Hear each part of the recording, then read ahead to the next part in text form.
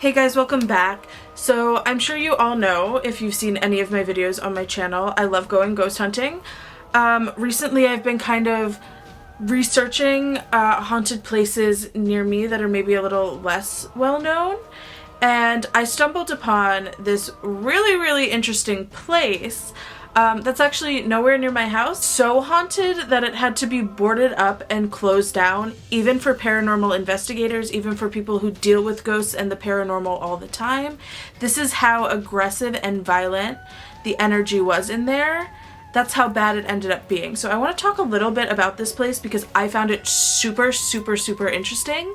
I just kind of fell into this research hole about it, and I think it's so fascinating, and I thought maybe you guys would want to hear about it. Let's just dive right into it because I think this is such an interesting topic. The place I'm referring to is called the Anderson Hotel. It's located in Lawrenceburg, Kentucky, which is nowhere near where I live. It just kind of, an article about it popped up on this one website I go on all the time, and the more I looked into it and the more research I did on other websites, the more intense and fascinating the history became. This hotel, like I mentioned earlier, had to be closed because of violent energy from spirits. It was first opened in 1930, but prior to it being the Anderson Hotel, there was another hotel there before it. I'm not sure exactly what the name was. I couldn't find that anywhere.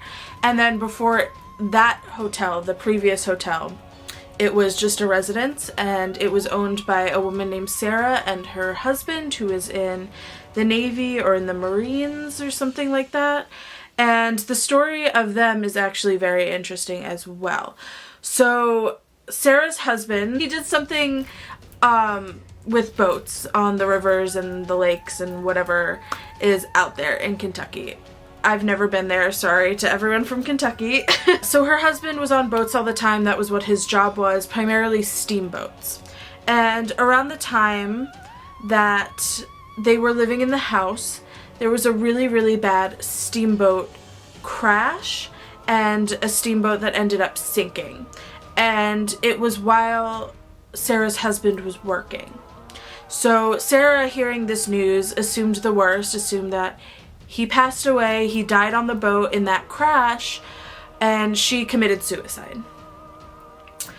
Come to find out, her husband was not one of the people that died in the steamboat accident. He actually lived and came home and found Sarah's dead body. So it was a real Romeo and Juliet type situation, very sad, but that was the first known death in that building, like on that property, was Sarah's suicide over her husband. So flash forward back to the 30s, this Anderson Hotel opens up, and it was originally established to be an upscale, like nice hotel, like for upper class, like celebrities and like wealthier people in the town. Yeah, so it quickly transformed into more low-rent apartments. It became a real hotspot for drugs, prostitution, violence, all that kind of stuff, like all that good fun stuff. So yeah, it became kind of like a crime den almost. Like it was where people would go. It became a seedy hotel where people would go to do shady shit.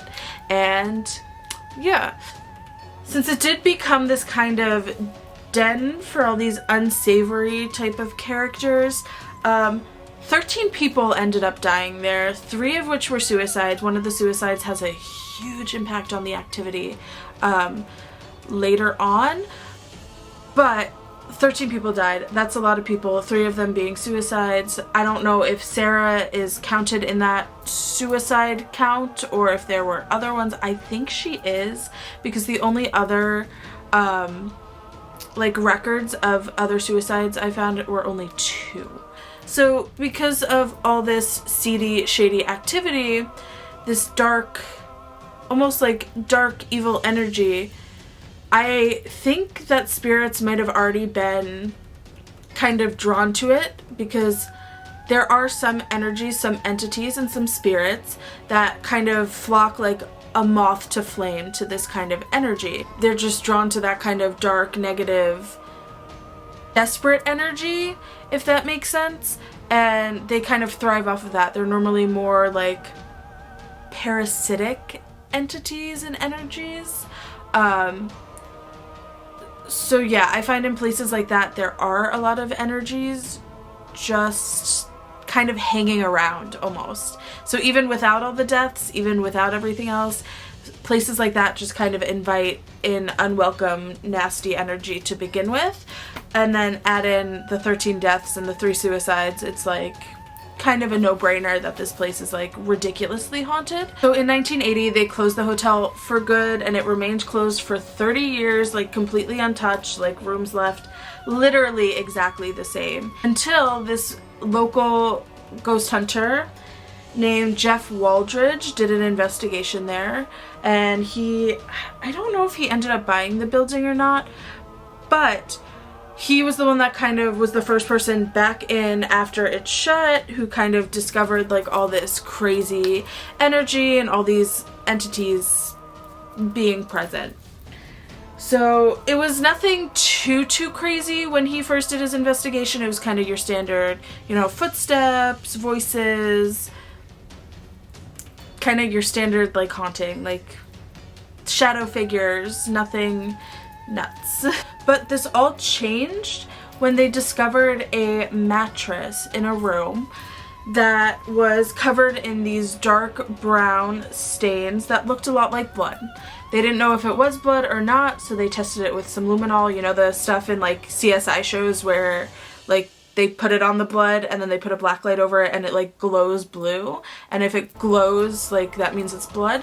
So they tested it with luminol and it came back being a blood stain. If I discovered a mattress that tested positive for blood with luminol, I would probably not go near it. Personally, like I'd be like, oh, this is like something for the police, or like, you know, biohazard, like hello. But they didn't do that. They were like, let's drag this mattress into another room. The room that we know a girl committed suicide in, because we think this mattress is the mattress that she killed herself on. We think that's her bloodstain, and we're gonna bring it back into the room that she killed herself in. And that's where everything started going wrong. It started kicking up poltergeist activity, more voices, more violent activity, like people getting scratched and hurt, and an entity that would literally bite people, like leave distinct tooth marks on someone. Like you could literally count every tooth in the bite mark from the entity that would bite people. Like, hello? Like, no thank you. Around the same time they found the mattress, they also found this plank of wood, which they deemed the summoning tablet. I'm gonna put a picture of it right here. As you can see, it has a bunch of kind of symbols and pictures on it, and I don't know exactly what symbols they are or what they're meant to do. It doesn't look like any kind of ruins or language that I'm familiar with. It looks very similar to Enochian, which is like the angel language, or like angel sigils, but it's none of the symbols exactly match up. There's very mixed information on this tablet. Some say it's a summoning tablet, like it's something that brings energies, like entities, into the hotel, but most of the other sources I've found say that it has actually an opposite effect of that. So that tablet actually stops activity in whatever room it's in. So it almost seems like whoever was living there at the time like was so affected by these spirits that they tried to do whatever they could to get rid of the activity, which worked, but only in whatever room that the tablet was present in.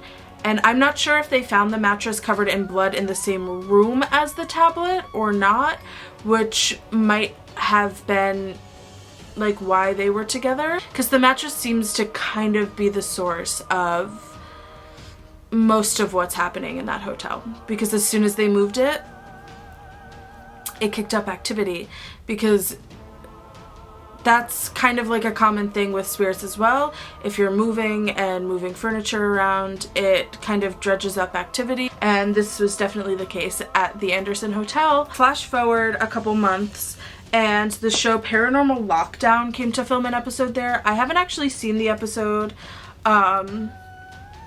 fully.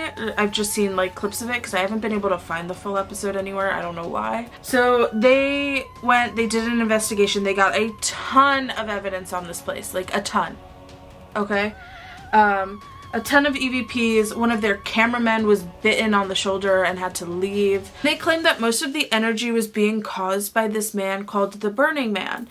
And the story of the Burning Man, not the music festival, but but the ghost, the spirit, the Burning Man is a man who, if you looked up at the window of a certain room in the hotel from the outside, it is said that you would see a man on fire. And upon like entering the room, there was never anyone there, never any signs of anything like that. So yeah, that's what they concluded, is that that was what the energy was, as well as a man who hung himself in one of the rooms.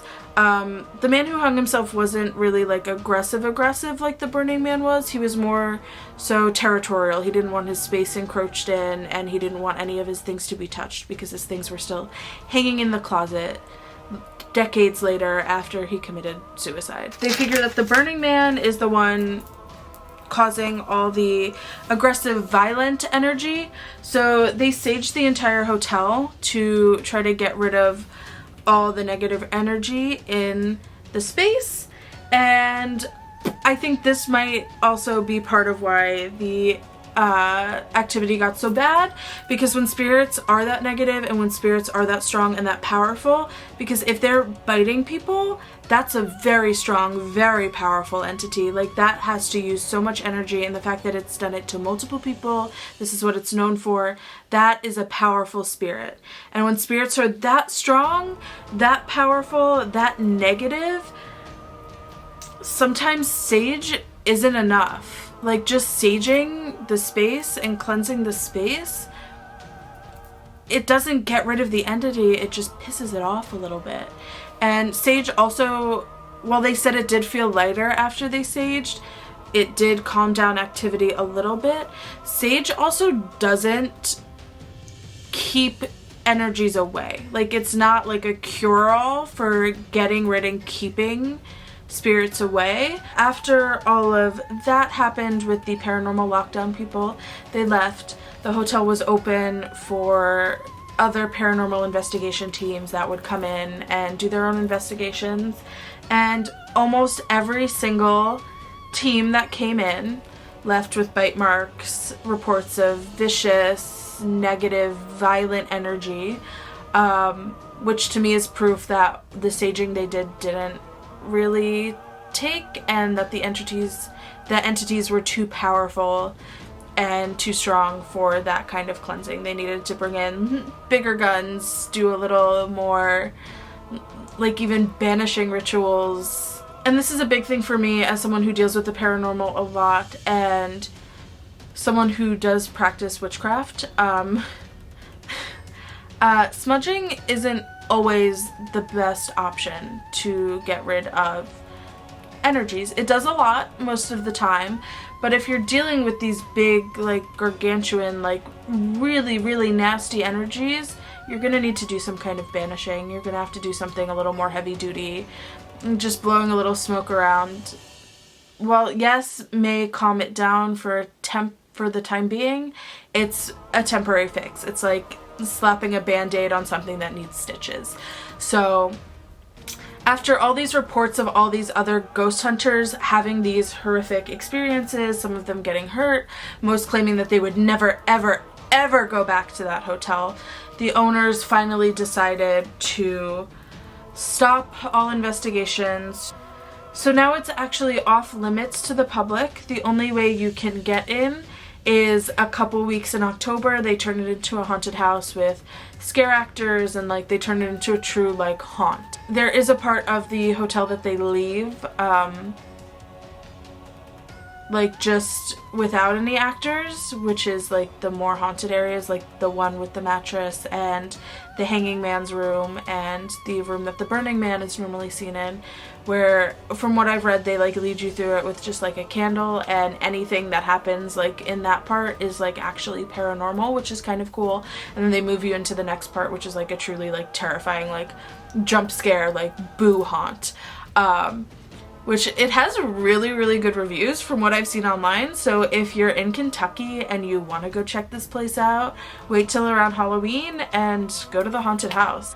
I'm not huge into jump scares, so I probably wouldn't do it. I would only really want to go to the like paranormal like haunted part, and not like the ones where actors jump out at you. I used to actually work in like a haunted attraction. I did makeup for it, and I was like the like tour guide, and I like read like the script. I like took everyone through and like told them like why it's like haunted and like what kind of ghosts you could find in it and blah blah blah.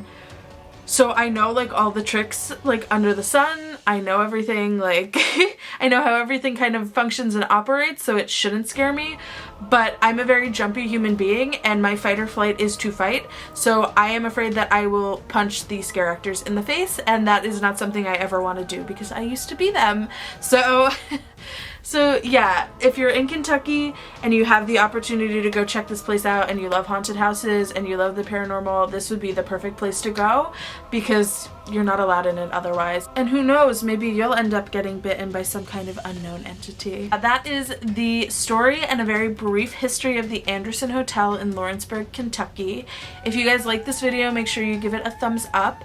And if you guys know of any places similar to the Anderson Hotel, or any places around you that are known to be kind of haunted that you want to leave in the comments below, I'll do some research on them, maybe make a video about them if they really interest me.